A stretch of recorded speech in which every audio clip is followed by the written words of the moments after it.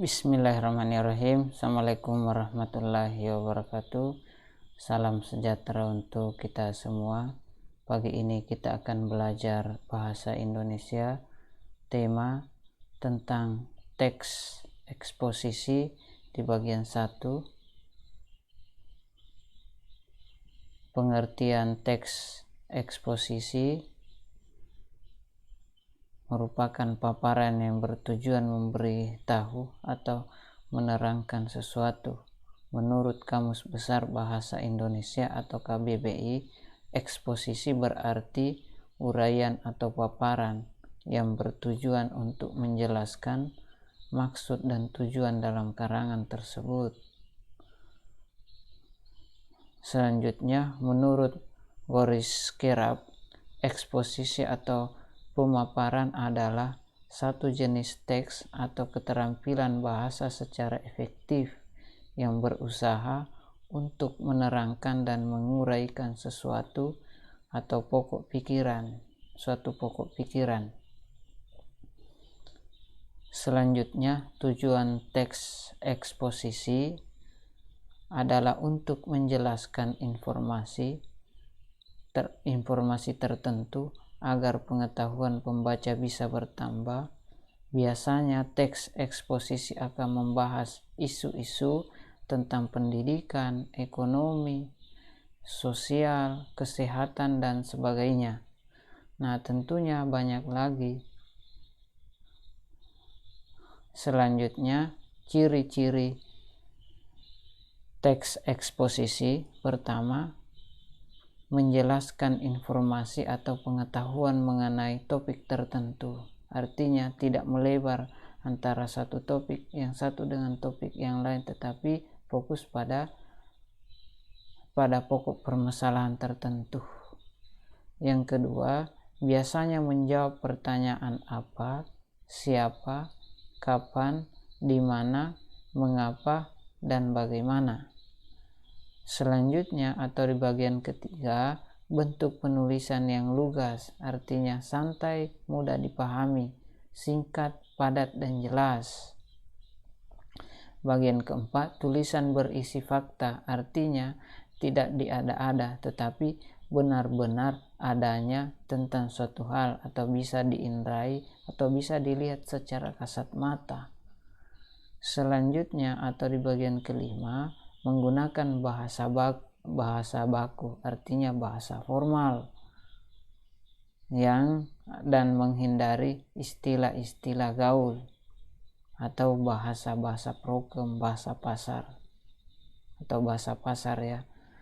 Bagian keenam, bersifat netral dan objektif, artinya tidak memihak atau memaksakan kehendak penulis pada pembaca.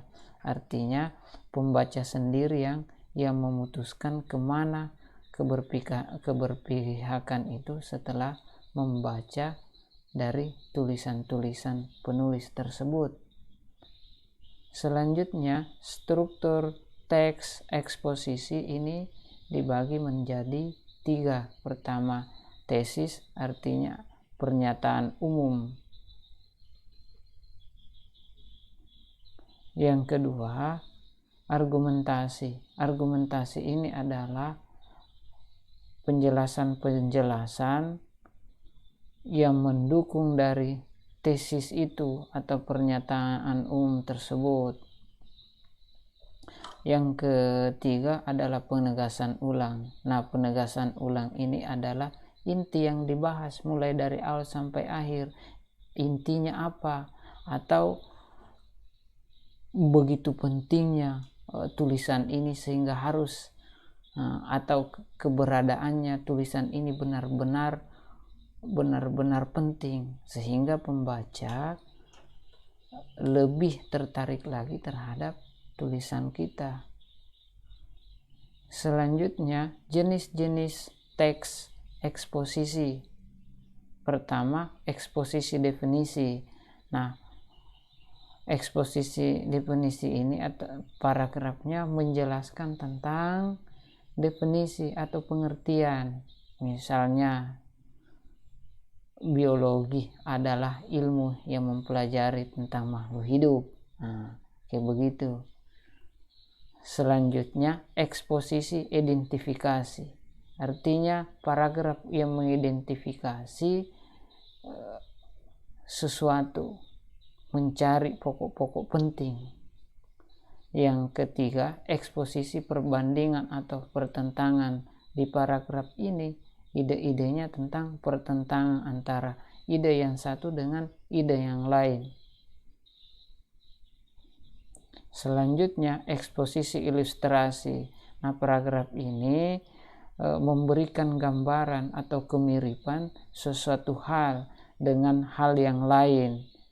Nah, misalnya orang ini mirip si ini atau si A mirip si B, tetapi tidak benar-benar mirip. Artinya penggambaran atau ilustrasinya itu hampir menyerupai atau setidaknya mendekati dari objek yang diilustrasikan itu. Selanjutnya, eksposisi analisis.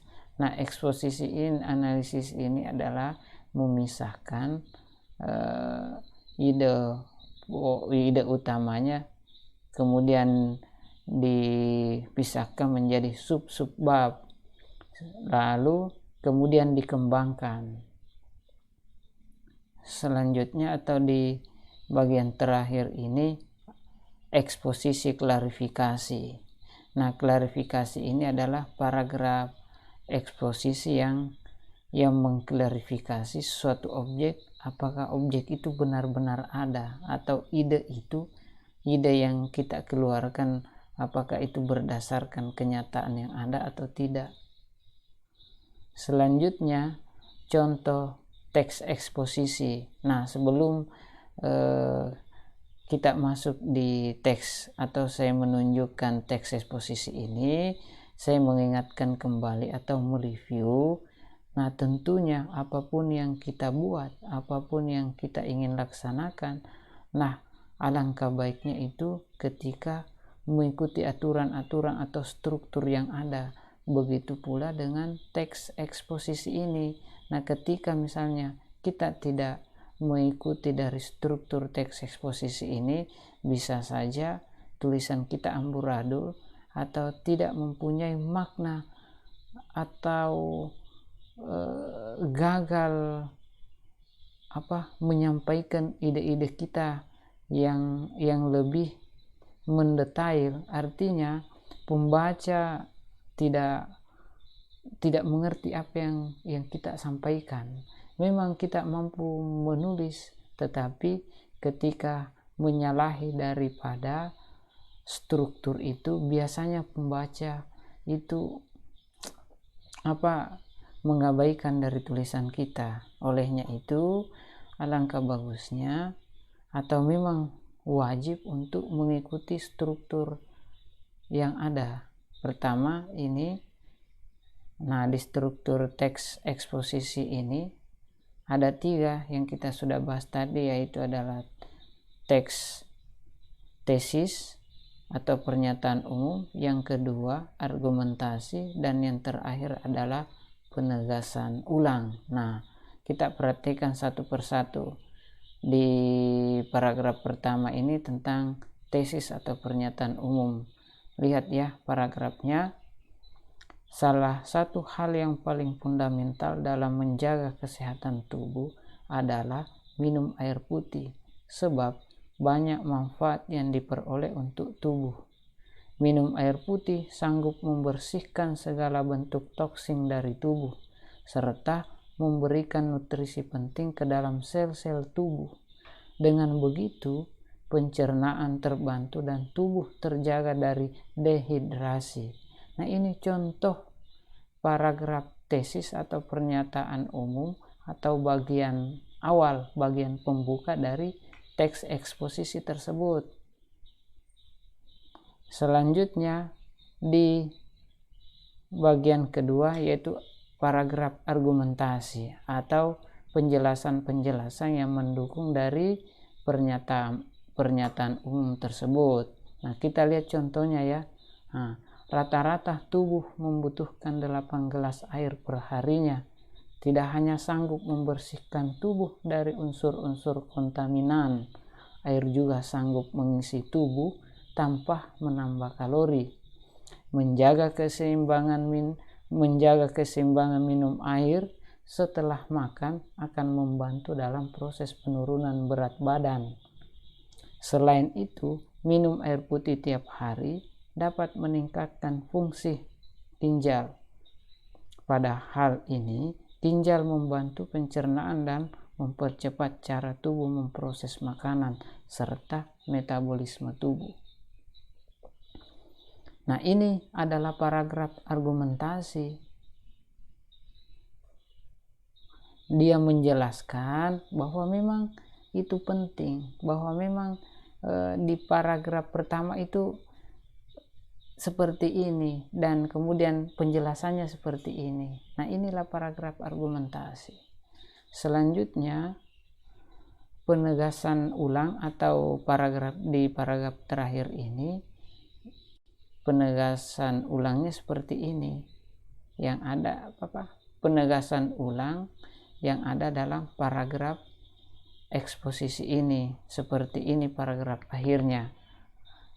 Membuat target minum air putih sebanyak 8 gelas per hari secara rutin adalah sebuah keharusan sebab banyak manfaat yang terkandung di dalamnya. Selalu bawa air saat mengendarai mobil, menonton televisi, membaca buku, atau duduk di luar bersama rekan kerja. Dengan begitu, air putih akan terasa banyak manfaatnya di dalam kehidupan kita. Nah, ini penegasan ulang. Dia menjelaskan kembali bahwa begitu pentingnya keberadaan dari tulisan kita, memperjelas lebih jelas lagi sehingga orang tertarik untuk membaca daripada teks eksposisi kita. Nah, itulah penjelasan singkat. Mudah-mudahan video pembelajaran ini bermanfaat dan saya harap kalian menonton video pembelajaran ini dari awal sampai akhir agar mendapatkan pengetahuan yang utuh. Oke, assalamualaikum warahmatullahi wabarakatuh.